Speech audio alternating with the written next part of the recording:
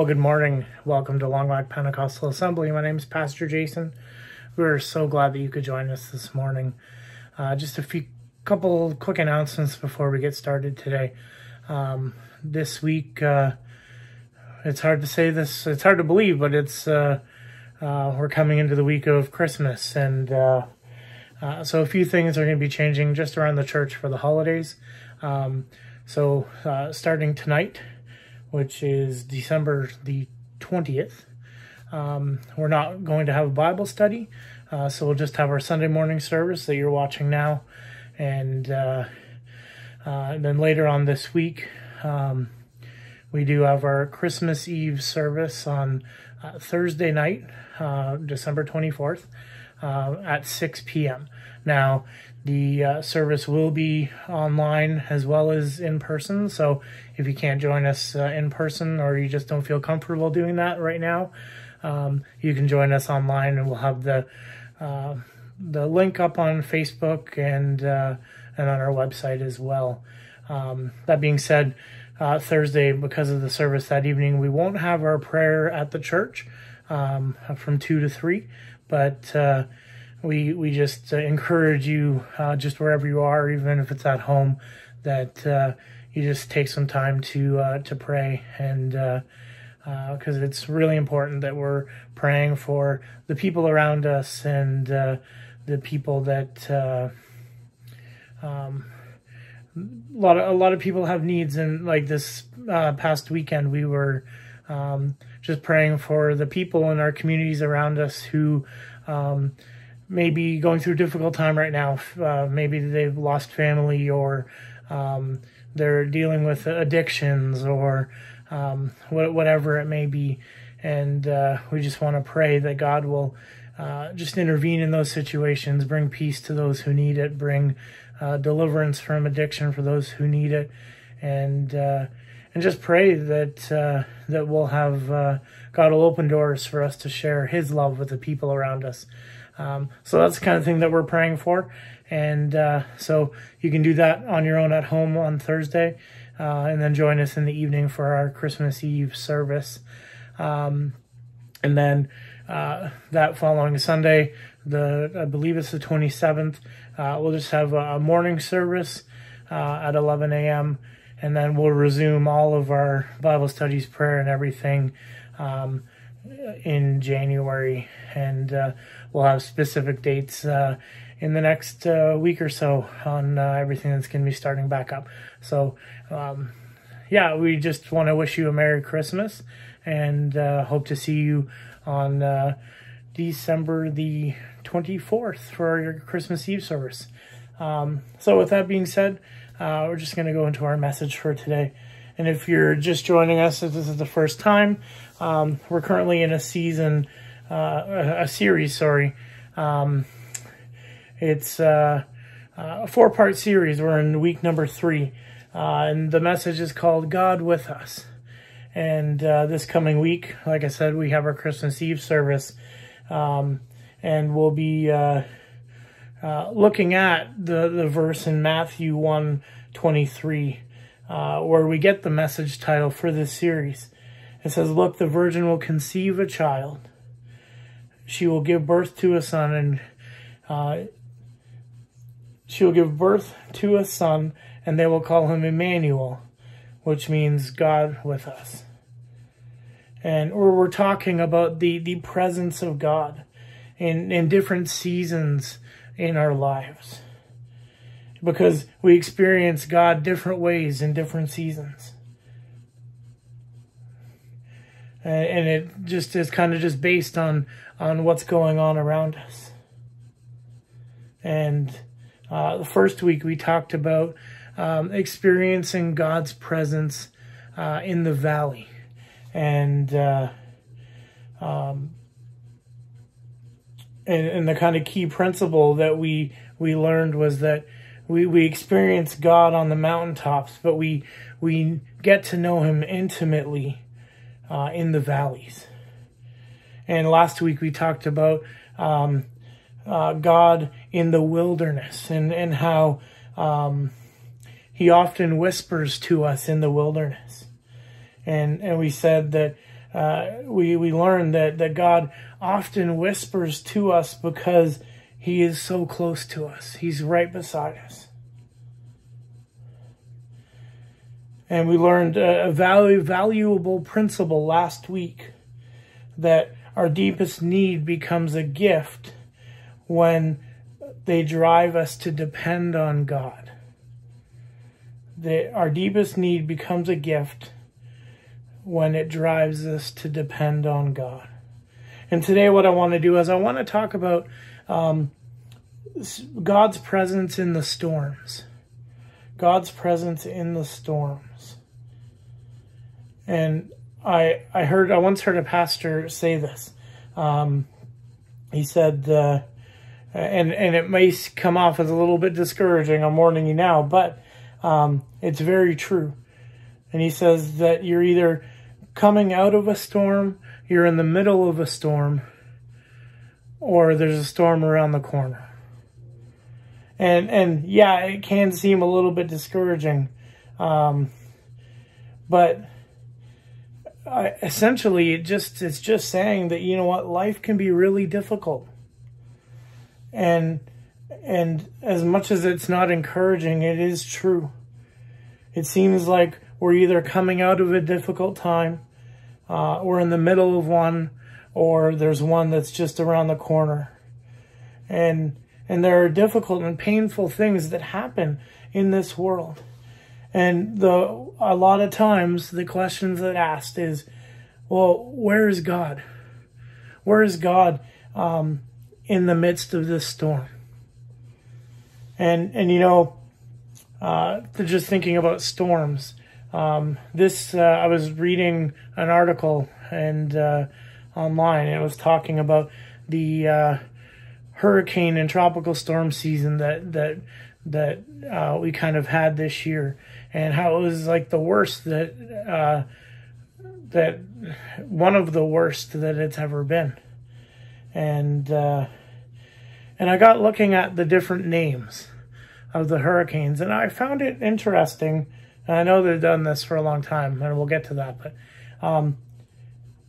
they name all of these storms that bring destruction and everything after people. And this year, like, we had Hurricane Laura, and we had Hurricane Hannah.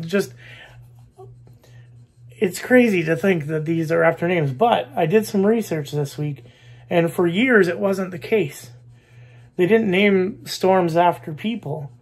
They named them after geographic places. And it wasn't until 1953, 54, that I think it was the U.S. Meteorologists Association or something, put this into place where they're naming. It started out naming after females, and they had lists of females, and they would just name these storms after them because it was easier for the meteorologists and the media and everyone to have a name instead of a place, because what happened if there was two around the same place? Things get confusing. But 25 years, the name stormed after females, and then in 1978, they started naming after men. And depending on the year, so one year it would be female names on the even days that a storm came, and male names on the odd days, and then they'd switch them the next year. And that's what I learned this week. But then I've also learned that in case of a bad storm, something that might not be appropriate to keep using the name, because they reuse the names, I think it's every 6 years they reuse them, then they retire that name, and then they go on to the others. And this year they actually had to add more names to the list. But that's my little history lesson on naming storms. But getting back to the message, a lot of times, and maybe unfortunately now, you might be in a storm, and you might be tempted to name it. You know, I just wish I could get through the storm divorce, or I wish I can get through the storm depression, Or I wish I could get through this financial storm. Or I wish I could get through this relational storm. Whatever it is. Sometimes we find ourselves in the middle of real pain. And we just want the storm to go away. So what do you do when you're in the middle of the storm? Unfortunately, a lot of people, when it comes to God, they often blame God for the storm. Or they'll question, where's God in this? Why is God allowing this to happen? And I don't understand where God is in this storm. And our key thought for today, if there's anything that you take from today, it's this. Is that never allow the presence of a storm to cause you to doubt the presence of God. I'll say it again because I think it's important. Never allow the presence of a storm to cause you to doubt the presence of God. I want to look today at Acts chapter 27. And we'll spend most of our time in that book today in the 27th chapter. And we're going to look at some men who are on a boat and they're in the middle of this massive, crazy storm. And the storm went on for several days. The crew was so terrified and they started throwing cargo overboard. And they just believed that the storm was going to take them out. And this was a storm that they thought that they would not survive. And we'll pick up the story in Acts 27, verse 20. It says, when neither sun nor stars appeared for many days, the storm continued raging. I wonder how many of you would use that phrase for something that's going on in your life right now. You know, it just won't stop. The storm just continues to rage. So that the storm continued raging. They gave up all hope. They gave up all hope. Verse 21. So that after they'd gone a long time without food, Paul, the Apostle Paul, stood up before them and said, men, you should have taken my advice not to sail from Crete. And we'll pause there for a second. If I was one of those guys and Paul was like, hey, you should have taken my advice. I told you not to do it. Someone would probably have hit him. I don't know. But Paul, he says that my advice not to sail, I gave you my advice not to sail. And he says, men, you should have taken my advice. Then you would have spared yourself this damage and loss. You see, Paul was just a regular guy. As spiritual as he was, I think this shows that he wasn't above telling people, hey, you know, I was right. But he just says, if you listened to my advice, you wouldn't be in the middle of this storm. You see, they were in the storm because it was their fault. They were in the storm because it was their fault. Because they made a decision to go out when the environment was risky. And I don't know about you, and I've heard this a lot, but a lot of times in Christian circles, whenever something goes wrong or something doesn't go the way, a lot of people say, oh, it's the devil. The devil's doing this. It's the devil's fault. And you know what? I'm not going to take it away. Sometimes the enemy is really bearing down on you, and you know what? This is it. But I think a lot of times the storms that we find ourselves in are partly our fault. Sometimes you're in the middle of a storm because you spent too much money on things you didn't need. Sometimes you're in the middle of a storm because your emotions got the best of you and you said something that you shouldn't have said. Or sometimes you're in the middle of a storm because you procrastinated and put it off.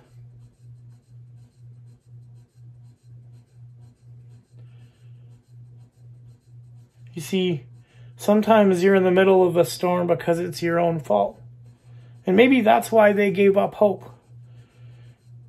because they knew that they shouldn't have sailed that day. I don't know about you, but it's easier to believe that God will get me out of a storm when God got me into the storm than it is for me to believe that God will get me out when I put myself in that situation. Sometimes we can get it in our minds, well, maybe I don't deserve to be rescued because I put myself in this situation. You see, as the storm continued to rage, they gave up hope. And now there are some people on this boat that it probably wasn't their fault. Probably wasn't their fault. And if you can imagine, I don't know how big the crew was on this boat, but I imagine there were people that were just going to work because the captain said, hey, we're going to sail today. And they can't say, oh, I don't think you should sail today. No, you got to do what your boss tells you to do. And they ended up in the middle of this storm, and it wasn't their fault. And how many of you have ever been in the middle of a storm that wasn't your fault? And don't point at anyone right now if you're looking at them. But maybe sometimes as a kid, your parents maybe ended up getting divorced. And then you're in the middle of a storm that wasn't your fault. Or maybe your company you were working for made some decisions that maybe weren't financially viable, and they ended up having to downsize, and then you ended up a casualty of that. And you're in a storm that wasn't really your fault. Maybe you trusted somebody and you that gave you their word, and you believed them. And you thought they would do what they said they were going to do, and they didn't. And then now you're in a storm that wasn't your fault. Whatever the case may be, in the middle of a storm, sometimes it's so easy to give up hope. The storm continued to rage on, and they all gave up hope. Never let the presence of a storm cause you to doubt the presence of God. This is what Paul says in verse 22. He says, but now I urge you to keep up your courage. And I want to say this to some of you who need to hear this.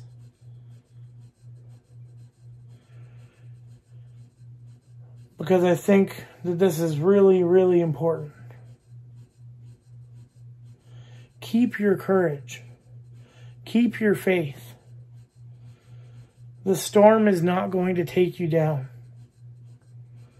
You see, Paul says, keep up your courage, because not one of you will be lost.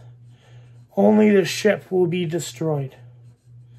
Then in verse 23, he says, last night, an angel of God whom I belong and whom I serve stood beside me.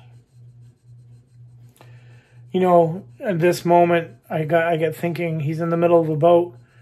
And first he tells these people that I told you so. And now he's saying an angel was talking to me. I don't know how crazy they might think he was. But I'll tell you that in this time, in the Bible times, and even in our times today, there is so much going on that we can't see. There is a whole spiritual world that goes beyond our ability to see. And there's spiritual battles going on all the time. But imagine that you're in the middle of a storm.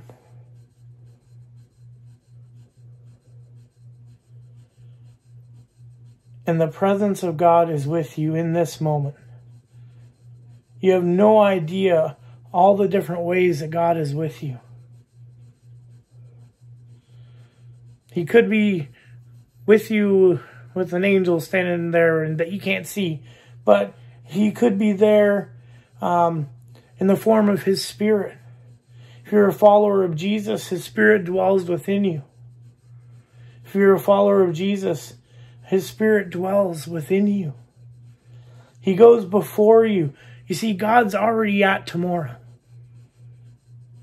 He's gone on before you. He's not bound by time. He's hearing your prayers. He's comforting you in your hurts, and He's directing you when you're lost. You have no idea the so many ways that God is with you in the presence of a storm. Paul says that the angel stood beside me in the middle of the storm. And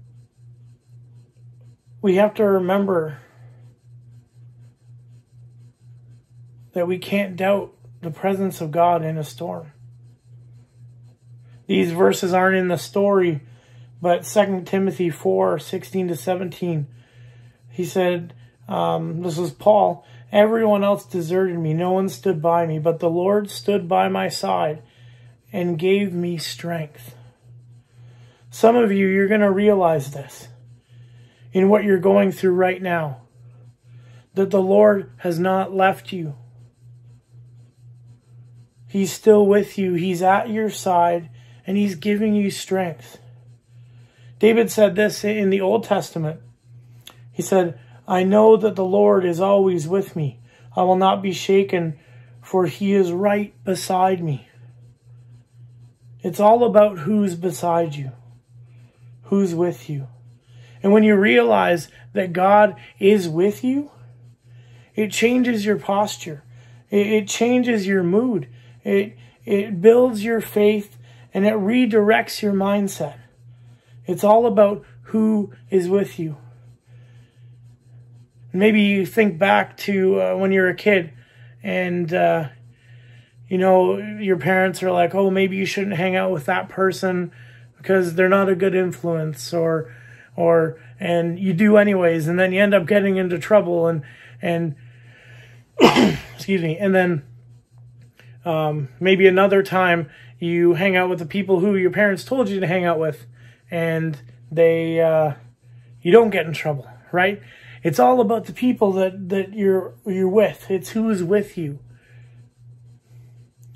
And when you recognize that even though you're in the presence of a storm, but the Lord is right beside you, that He's with you, that He's strengthening you, it changes how you ride out the storm.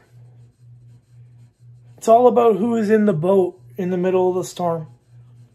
In fact, the New Testament, there's powerful story about the disciples being in a different boat, and the disciples did what they so often do in the middle of the storm, and they freaked out, and they're just like, we're gonna die, this isn't fair, and they're like, Jesus, where are you? Why don't you care?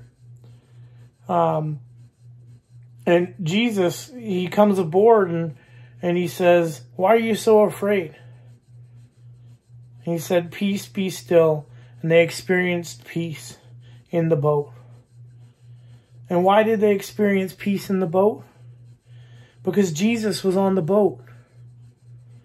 Real peace isn't found in the absence of a storm, but peace is found in the presence of Jesus. Real peace isn't found in a trouble-free life. I hate to break it to you, but you're never going to have a trouble-free life. Following Jesus doesn't mean the bad days don't happen. It's probably a bad theology to believe that, or to think that it does. But Jesus even says in John 16:33, in this world you will have trouble. You will have trouble. It's a promise from Jesus. But take heart, He said, for I have overcome this world. See, real peace isn't found in the absence of trouble. Real peace isn't found in the absence of a storm. Real peace is found in the presence of Jesus. He's with me. He's right beside me. He'll never leave me or forsake me. Look at verse 23 again. And I want you to see what Paul said. He said, last night an angel of God to whom I belong and to whom I serve, stood beside me and said, "Do not be afraid, Paul. You must stand trial before Caesar, and God has graciously given you the lives of all who sail with you." In other words, you can't go down in this battle, Paul, because God has more battles for you to fight. And maybe you need to hear this today. But you can't go down in this battle, because God has so much more for you. He's not finished with you yet. If He hasn't called you home, if you're not dead, you're not done. God has more people for you to love. He has more opportunities for you to serve. And He's got more times that He's calling you to be a blessing. You see, the ship may go down and the storm may rage on. But the storm isn't going to take you out. In fact, God will use what you learn in the storm to prepare you to help other people going through that. How many times have you gone through something and who knows what it is? Maybe it was a financial thing or divorce or something. How many times have you thought back and said, "Oh, well, maybe I can help that person because they're going through the same thing"? God's doing something in you through the storm. The storm, it didn't surprise God.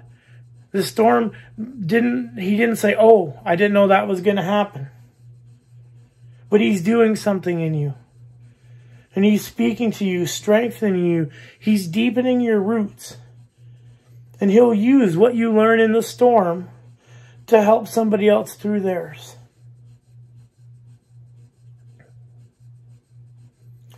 Maybe there's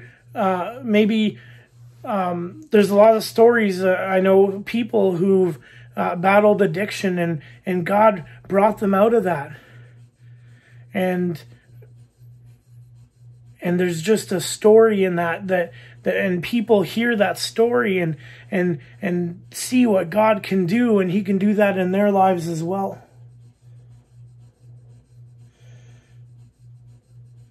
And He's never going to leave you in the middle of the storm. God's doing something. He's working in you. And you don't always know when you're going to be in a storm. But on the other side of the storm, when you're safe on shore, you often look back and say, "Well, I wouldn't want to go through that again." Or I wouldn't want anyone else to go through that. But I would never, ever trade it for the intimacy and the spiritual depth and the character and the trust and the faith in God that is a result of that storm. Verse 25 says, "So keep your courage. Keep your courage. Keep your faith in God. Keep up your courage," He says, "for I have faith in God." You see, faith is not in what I see. My faith is in what God says. I have faith in God that what He says will come to pass. I have faith in God that it will happen. My faith isn't in the boat. My faith is in the one who commands the wind and the waves. My faith isn't in the ship. My faith is in the one who created the trees to make that ship.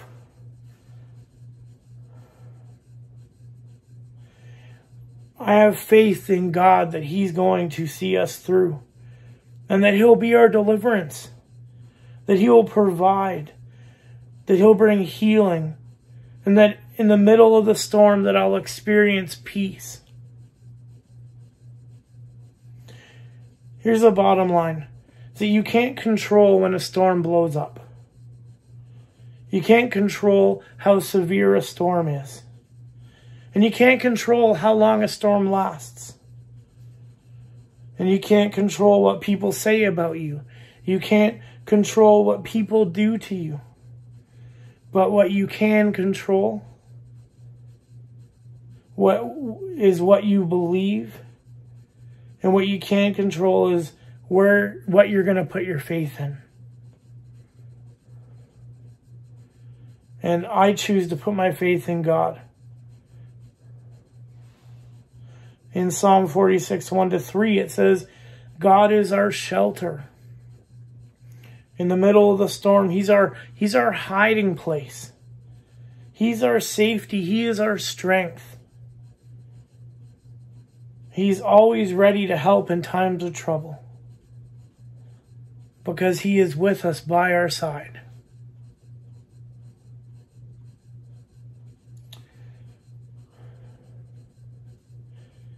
He is with us because He is Emmanuel. He is God with us. And because He's with us, we'll not be afraid.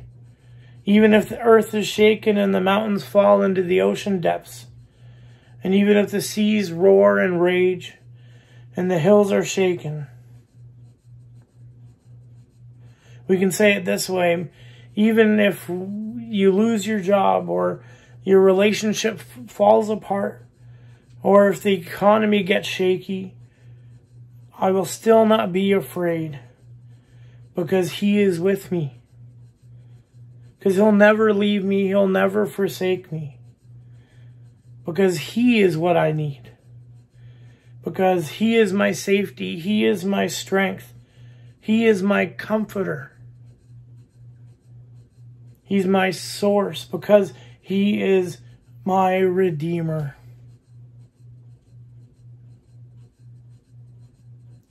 Because He is my rock.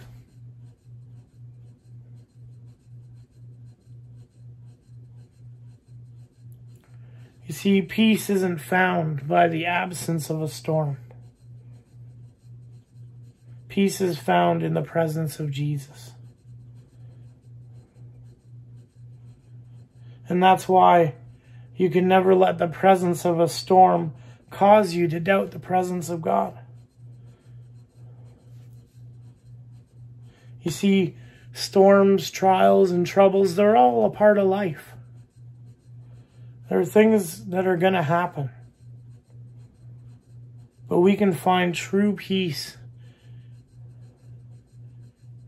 in God, because He is with us. My faith is not in what I see, but my faith is in what God says. And He says it will happen.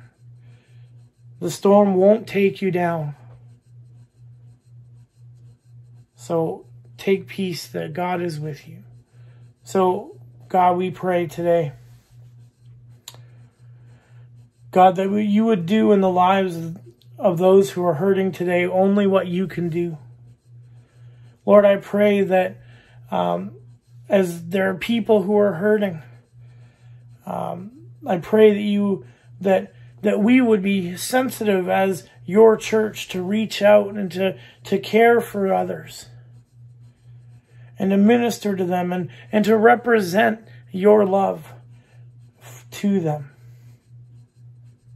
And God, I ask that they would feel your love through your family, and sense your presence in more ways than we could ever imagine.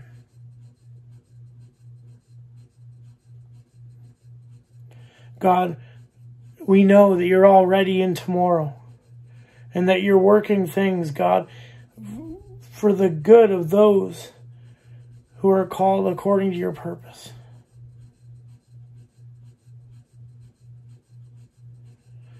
Now, God, as we cast our cares upon you, because you care for us, and we thank you for your grace, for your mercy, God, and just everything that you do. God, we thank you for what you've done and what you're going to do. And we just pray for the people who are just in a storm right now. God, that they will look to you and that you'll give them that supernatural peace that only comes from you. God, give us peace in the midst of our storms. And would we pray this in your name? Amen. Amen. Well, thank you so much for joining us today. And from all of us at Longlac Pentecostal Assembly, we want to wish you a Merry Christmas. And we hope to see you online on Christmas Eve. Or if not, we'll see you next Sunday morning. Have yourself a great day.